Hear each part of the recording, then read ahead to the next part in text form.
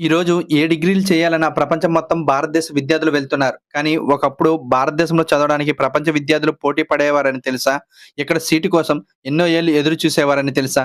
ఆ విద్యాలయం ఏదో కాదు. ఒకప్పుడు ప్రపంచంలో అతిపెద్ద ప్రాచీన విశ్వవిద్యాలయం నలంద యూనివర్సిటీ. ఇందులో భౌతిక, రసాయనిక, సైన్స్, ఆధ్యాత్మిక, భవిష్యత్, వర్తమాన అన్ని గ్రంథాలు కలిపి 100,00,000 పైగా ఉండేవట. ఇప్పుడు ఎన్నో రకాల శస్త్రచికిత్సలు, అంతరిక్ష విషయాల గురించి అప్పట్లోనే ఆ పుస్తకాల్లో పొందుపరిచారు.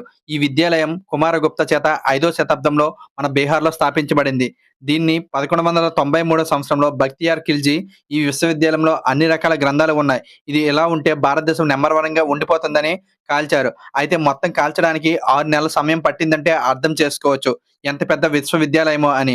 ఒకవేళ ఇది ఉంటే ఈరోజు ప్రపంచానికి గురువుగా ఉండేది మన భారతదేశం. కానీ అది లేకుండా మనల్ని దుఃఖసాగరంలో ముంచారు. ఇంతటి గొప్ప విషయాన్ని మన ఫ్యామిలీ, ఫ్రెండ్స్ అందరికీ షేర్ చేయండి. వీడియో నచ్చినట్లయితే లైక్ చేసి మీ అభిప్రాయాన్ని కామెంట్ చేయండి.